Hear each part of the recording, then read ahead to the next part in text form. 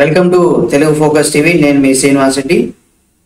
ఆంధ్రప్రదేశ్లో వచ్చే ఏడాదిలో జరిగేటువంటి అసెంబ్లీ ఎన్నికలు కూడా ప్రతి రాజకీయ పార్టీ కూడా పక్కాగా ప్రణాళికలను సిద్ధం చేసుకుంటూ ముందుకైతే వెళ్తూ ఉంది. ఇది మనందరికీ తెలిసిందే. అయితే ఈసారి ఎన్నికల్లో కూడా అక్కడ ఆంధ్రప్రదేశ్లో ఎవరు విజయం సాధిస్తారు, దానికి సంబంధించి మన జనసేన అధినేత పవర్ స్టార్ పవన్ కళ్యాణ్ గారు వాళ్ళ యొక్క అన్న అయినటువంటి నాగబాబు గారు ఒక జోస్యం అయితే చెప్పారు. అసలు ఆంధ్రప్రదేశ్ ఎన్నికల్లో ఎవరు గెలుస్తారు, అధికారాన్ని ఎవరు దక్కించుకుంటారు అని ఆయన చెప్పినటువంటి కొన్ని వ్యాఖ్యలు ఇప్పుడు బాగా వైరల్ అవుతున్నాయి.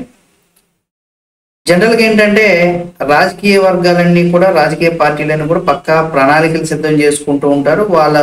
వాళ్ళు ఎలాగైనా సరే ప్రతి పార్టీ అంటే ఈ పార్టీని ఆ పార్టీని, ఆ పార్టీని ఈ పార్టీ, ఒక్కొక్కరుగా మేము చేసిన మంచిది ఆ ప్రభుత్వం ఏం చేయలేదు, ఈ ప్రభుత్వం ఏం చేయలేదని ఒకరికొకరు విమర్శలు చేసుకుంటూ జనాల్లోకి అయితే వెళ్తూ ఉంటారు. జనాలు అవగాహన మెచ్యూరిటీ ఉన్న వాళ్ళు మాత్రం కరెక్ట్గా మంచి నాయకుడి కోసం మాత్రం ఎన్నుకుంటారు. రిమైనింగ్ పర్సన్స్ ఎవరైతే ఉంటారో వాళ్ళకి ఇవన్నీ అవసరం ఉండదన్నమాట. మనకు ఓటు డబ్బు ఇచ్చారా, వేసేసామా అంటే వీళ్ళు ఏంటంటే తాత్కాలికమైనటువంటి ఆనందాన్ని కోరుకునే వాళ్ళు. సరే, ఇక్కడ తెలంగాణ అసెంబ్లీ ఎన్నికలు ఇక్కడ రెండు పార్టీ అంటే ఎదురైనటువంటి ఫలితాలు, ఇక్కడ తెలంగాణలో జరిగినటువంటి ఆ పార్టీలకు సంబంధించిన వ్యూహాలతో వాళ్ళు ఒక్కొక్క పార్టీ కూడా వాళ్ళ యొక్క వ్యూహ రచనలు చేసుకుంటూ ఎప్పటికప్పుడు కొంత డెవలప్మెంట్తో వాళ్ళు ముందుకైతే వెళ్ళారు. అదే సమయంలో గెలిచే సీట్ల పైన కూడా ప్రతి పార్టీ కూడా సర్వేలు చేయించుకుంటుంది. దానికి తగ్గట్టుగా మీడియా సంస్థలు కావచ్చు, కొన్ని సర్వే సంస్థలు కూడా వాళ్ళు సర్వేలు చేస్తూ ఉంటారు.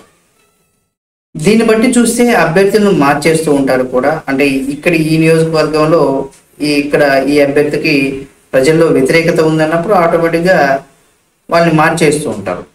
ఇప్పుడు సేమ్ ఆంధ్రప్రదేశ్లో కూడా వైసీపీతో పాటు విపక్ష పార్టీ అయినటువంటి టీడీపీ కావచ్చు, జనసేన కావచ్చు, వీళ్ళు కూడా అభ్యర్థుల ఎంపిక విషయంలో చాలా బిజీగా ఉన్నారు.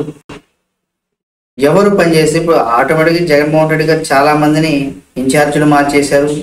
ఇక కొత్త వారికి దగ్గర 60 పైచీలకు కొత్త వారికి అవకాశం వచ్చేటువంటి అవకాశం ఉందని, పాత వాళ్ళందరూ కూడా వీళ్ళ పెర్ఫార్మెన్స్ బాగలేదంటూ రకరకాల వార్తలు అయితే వస్తూ ఉన్నాయి. ఇటువంటి నేపథ్యంలో వచ్చే ఎన్నికల్లో గెలవబోయే సీట్ల పైన కూడా ప్రతి పార్టీ కూడా అంచనా వేసుకుంటుంది. ఇవాళ అంటే మనకు జనసేన పార్టీ కార్యాలయంలో జరిగినటువంటి ఒక మీటింగ్లో ప్రధాన కార్యదర్శిగా ఉన్నటువంటి నాగబాబు గారు కొన్ని కీలకమైనటువంటి వ్యాఖ్యలు కూడా చేశారు. వచ్చే ఎన్నికల్లో తప్పనిసరిగా టీడీపీ జనసేన పొత్తు ఖరారైపోయినటువంటి నేపథ్యంలో ఈ రెండు పార్టీలు కలిసి కూడా అసలు వచ్చే ఎన్నికలు ఎన్ని సీట్లు గెలవబోతుందనే కూడా అంశానికి సంబంధించి చాలామందికి ప్రజలకు కావచ్చు లేదా విశ్లేషకులు వాళ్ళ యొక్క స్ట్రాటజీని అయితే చెప్పుకుంటూ ఉంటారు. కానీ ప్రజలకైతే ఎన్ని సీట్లు వస్తాయని అంచనా కూడా వేసుకుంటూ ఉంటారు.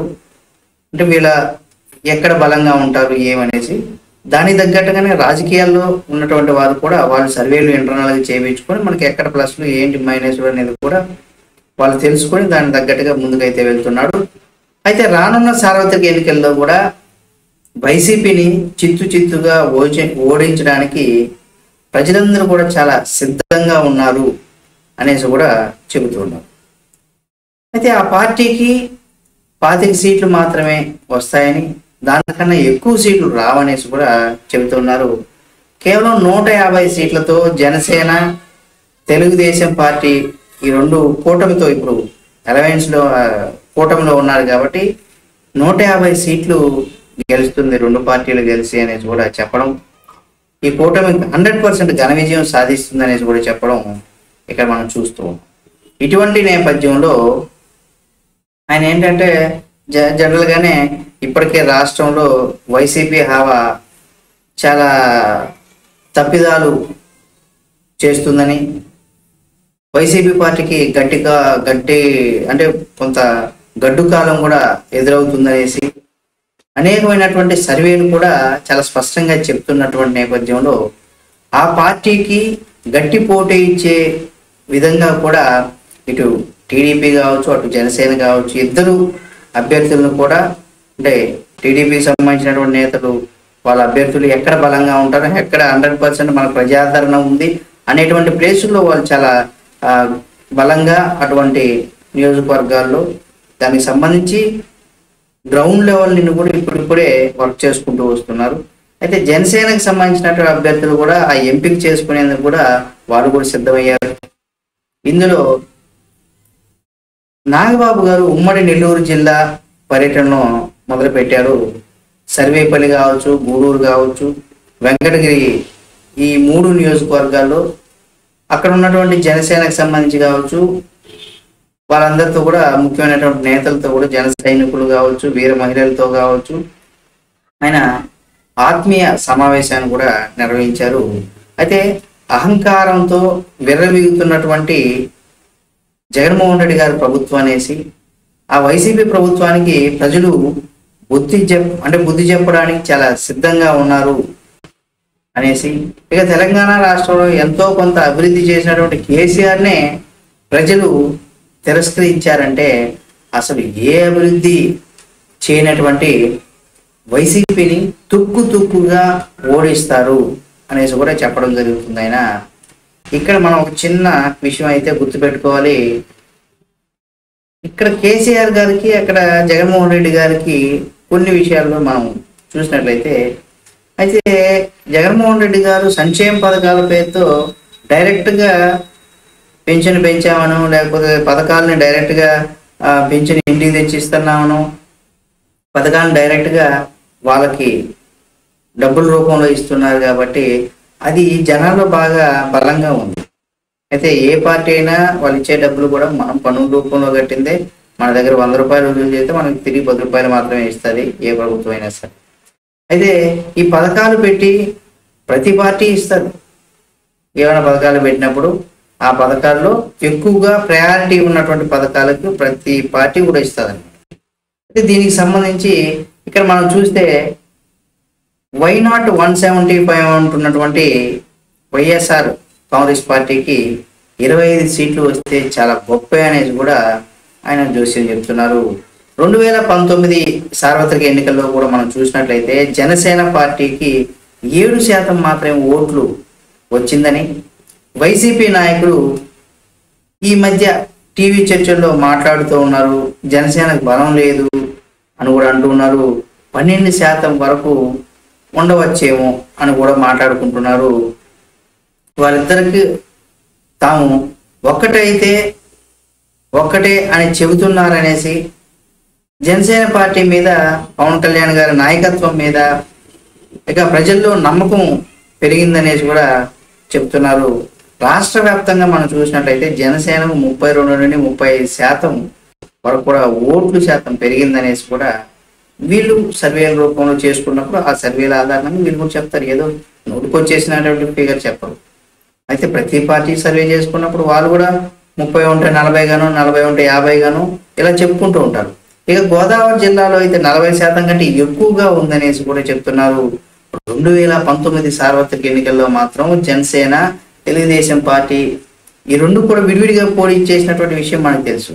అంటే రెండు విడివిడిగా పోటీ చేయడం వల్ల ఏంటంటే అక్కడ ఓట్లు అయితే చీలిపోయాయి. ఆ ఓట్లు చీలిపోయినటువంటి కారణంగా అయితే అది మన ఏదో 2 పిల్లులు కథ చెప్తా ఉంటారు కదా, 2 పిల్లులు కొట్టుకుంటే రొట్టు ముక్క కోసం కోతికి ఏదో మేలు జరిగినట్టు అన్నట్టుగా అక్కడ ఈ ఓట్లు ఎప్పుడైతే జనసేన, టీడీపీ రెండు కూడా విడివిడిగా పోటీ చేసే దానివల్ల ఏంటంటే వైసీపీ అనేది ఘన విజయం సాధించింది.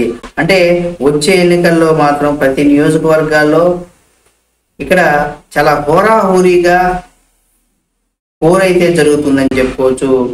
జనసేన, టీడీపీ ప్రభుత్వం రావడం ఖాయం అనేసి కూడా చెప్తున్నారు. అంటే ఓట్ బ్యాంకింగ్ పెరగడం కావచ్చు. అయితే ఆయన పార్టీ పెట్టి 10 సంవత్సరాలు అయినప్పటికీ ఫస్ట్ సారి అనుభవం లేదని, అనుభవం కోసం అనేసి ఆ తర్వాత టీడీపీకి సపోర్ట్ చేయడం, రాష్ట్రం విడిపోయిన తర్వాత ఇక్కడ రాష్ట్రానికి కావాల్సిన అనేకమైనటువంటి పనులు అవసరం కాబట్టి ఆ విధంగా టీడీపీకి సపోర్ట్ చేశారు. రెండోసారి ఏంటంటే సొంతంగా పార్టీని కూడా అన్ని నియోజకవర్గాల అభ్యర్థులను చేయడం వల్ల అప్పటికే నవరత్నాలు అనే ఒక స్కీముల ద్వారా జగన్మోహన్ రెడ్డి ఏవైతే చెప్పారో ఆ పథకాలని ప్రజల ముందు ప్రజలు ఎప్పుడు కూడా కొంత తాత్కాలికమైనటువంటి లబ్ధి కోసం లేదా తాత్కాలికమైనటువంటి ఆనందాన్ని ఎక్కువగా చూస్తారు. నువ్వు ఒక సంవత్సరం రోజులు కష్టపడితే నీకు ₹1,00,00,000 వస్తుంది అంటే అది ఒప్పుకోరు, చేయరు కూడా. అంటే ఈ రోజు చేసామా లేదా ఈ గంటకి చేసామా, గంటకి ఎంత చెప్పు ఇప్పుడు ఇచ్చేయాలి అన్నట్టు ఉంటారు. అంతేగాని ఒక సంవత్సరం రోజులు నువ్వు కష్టపడి ఇక్కడ పని చేసావంటే నీకు ₹1,00,00,000 ఇస్తానంటే ఈ సంవత్సరం రోజులు ఎలా బతకాలి ఇవన్నీ కూడా ఆలోచిస్తారు అనమాట. ఆ తరహాలో ఇక్కడ మనం చూస్తే 5-10 సంవత్సరాల ముందు పార్టీ వచ్చినప్పుడు కూడా అనుభవం లేదని, అనుభవం కోసం ప్రజల తరఫున మా గొంతును వినిపిస్తామని తెలుగుదేశం పార్టీకి సపోర్ట్ చేయడం. అంటే ఎక్కువగా పవన్ కళ్యాణ్ గారి సభకు వచ్చేటువంటి ఎవరైనా ఉన్నారంటే ఎక్కువగా యువతే ఉంటారు. ఎందుకంటే ఆయన సినిమా ఫ్యాన్ ఫాలోయింగ్ కావచ్చు. అయితే ఆయన్ని కొంతమంది ఏంటంటే ఇప్పుడు మనకు పెద్ద పెద్ద హీరోలు వీళ్ళందరూ కూడా కూల్ డ్రింక్ అనో లేదా ఒక్క పొడవనో రకరకాల యాడ్స్ అయితే చేస్తూ ఉంటారు. ఎందుకు వీళ్ళ దగ్గర చేసుకుంటారు అటువంటి యాడ్స్ అన్ని కూడా సెలబ్రిటీల దగ్గర ఎందుకు చేస్తారంటే ఆ ప్రోడక్ట్ని అంటే మన హీరో లేదా మన హీరోయిన్ వీళ్ళు పలానా పేస్ట్ వాడుతున్నారు, పలానా కూల్ డ్రింక్ వీళ్ళకి ఇష్టం కాబట్టి మనం కూడా తాగాలి అనేసి ఒక భావనతోనే అటువంటి పెద్ద పెద్ద సెలబ్రిటీలతో కూడా యాడ్స్ చేపిస్తూ ఉంటారు. ఇక్కడ సరే సినిమా పరంగా ఈయనకి అభిమానం ఉన్నటువంటి ఎవరైనా అభిమానులు కావచ్చు, వీళ్ళందరూ కూడా రాజకీయాల్లోకి వచ్చినప్పుడు ఏంటంటే ఆయనకు వచ్చేటువంటి వాళ్ళంతా కూడా 22 సంవత్సరాలు 25 సంవత్సరాల మధ్య అంటే 12 సంవత్సరాల దగ్గర నుండి 25 సంవత్సరాల మధ్య ఉన్నటువంటి యువకులు మాత్రమే ఉంటారు. ఇందులో ఓటు హక్కు లేని వాళ్ళు 15, 16, 17 సంవత్సరాలు ఉన్న వాళ్ళు ఓటు హక్కు ఉండదు వాళ్ళకి. అయితే ఈ 10 సంవత్సరాలు ఏంటంటే ఒకరి వయసు ఒక 8 సంవత్సరాల వయసు ఉన్నాడు ఇప్పుడు 18 సంవత్సరాలు అయింటది, వాడికి ఓటు హక్కు వచ్చేస్తుంది. వాడికి ఏమి తెలియదు అంటే రాజకీయంగా అవగాహన లేకపోవచ్చు, కానీ నాకు నచ్చినటువంటి హీరో ఇతనికి నేను ఓటు వేయాలి, ఇతన్ని నేను సీఎంగా చూడాలి, ఈ మైండ్ సెట్ అయితే చాలా మందికి ఉంటుంది. కాబట్టి ఆ విధంగా ఈసారి 100% జనసేన కూడా ఓట్ బ్యాంక్ పెరిగేటువంటి అవకాశం ఉంది. ఇక జగనన్న చేసేటువంటి ప్రభుత్వ పాలనలో ఇప్పటి వరకు కూడా అభివృద్ధి ఏది కూడా ఎక్కడా చూడలేదు. చాలా మంది వృద్ధులు కావచ్చు, ఎవరైతే ఆ నవరత్నాల పథకాల ద్వారా లబ్ధి పొందుతున్నారో వాళ్ళలో ఎటువంటి అవగాహన లేని వాళ్ళు మాత్రం జగనన్నకి వేస్తారు. అవగాహన మెచ్యూరిటీ ఉన్న వాళ్ళు మాత్రం ఆలోచించి ఇది కాదు కదా, నాకేదో పెన్షన్ వస్తుందో, లేకపోతే నాకు ఆటోకి 10,000 వేస్తున్నాడో, లేకపోతే మా పిల్లలకి అమ్మబడి కింద 13,000 వేస్తాను, ఇవి ఎవరంటే కేవలం కొంత తాత్కాలికమైనటువంటి ఆనందాన్ని కోరుకునేవారు. వాట్ నెక్స్ట్ అంటే రాష్ట్ర అభివృద్ధి లేకపోతే అక్కడ ఎవరైతే నిరుద్యోగ యువత ఉన్నారో వాళ్ళు ఎవరు కూడా వేయరు. ఎందుకంటే వాళ్ళకి ఇప్పటివరకు చేసింది ఏం లేదు కాబట్టి, జాబ్ నోటిఫికేషన్ లేదు, ఏం లేదు. ఇక ఉద్యోగస్తులకి పిఆర్సీ విషయంలో వాళ్ళు కూడా వ్యతిరేకంగా ఉన్నారు. ఎన్ని చేసినా సరే చివరకు వచ్చినా కానీ అది ఆ వ్యతిరేకత భావం తన యొక్క పాలన ప్రజలందరూ కూడా చూస్తున్నారు. కాబట్టి కొంత చాలా గడ్డు కాలం జగన్మోహన్ రెడ్డి గారికి అనేసి కూడా చెప్పుకోవచ్చు. దాన్ని బేస్ చేసుకొని ఇక వీళ్ళ సర్వేల ఆధారంగా కూడా ఆయన నాగబాబు గారు మేము మంచి విజయం సాధిస్తాం, 150 సీట్ల వరకు కూడా విజయం సాధిస్తాం అనేసి కూడా చెప్పడం జరిగింది. సరే చూద్దాం ఏం జరుగుతుంది, నిజంగా ఏం చెప్పినట్టు జరుగుతుందా ఏంటి అనేది కూడా చూద్దాం. ఈ వీడియో మీకు నచ్చితే లైక్ చేసి షేర్ చేసి కామెంట్ చేయండి. మరిన్ని వీడియోల కోసం మా Telugu focus TV channel subscribe చేసి పక్కనే ఉన్న బెల్ బటన్ నొక్కడం మాత్రం మర్చిపోకండి.